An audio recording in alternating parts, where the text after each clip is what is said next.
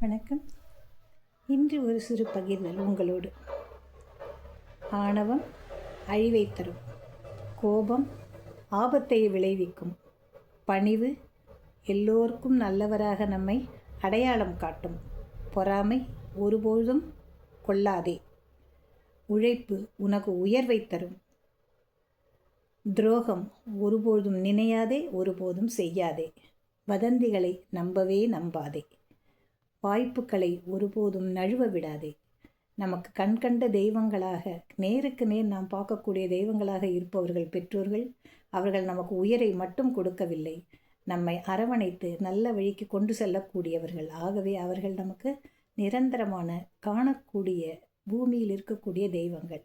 கோபம் ஆபத்துன்னு சொன்னேன். ஏன்னா நமக்கு நம்மளுடைய உடலையும் கெடுக்கும், அதே போல் நம்மால் பாதிக்கப்பட்டவர்களுக்கும் கெடுதல். அதனால் அது சின்ன ஆபத்தை கொடுக்கலாம், பெரிய ஆபத்தை கொடுக்கலாம். அதனால் அதெல்லாம் நம்ம வச்சுக்கக்கூடாது. இப்போ நான் சொன்னது ரொம்ப முக்கியமானன்னா, நீ உயரணும்னு சொன்னீங்கன்னா உழைப்பை மேற்கொள். உழைப்பை மிகவும் சின்சியராக, நேர்மையாக நல்ல செய். உனக்கு உயர்வு தன்னால் கட்டும்.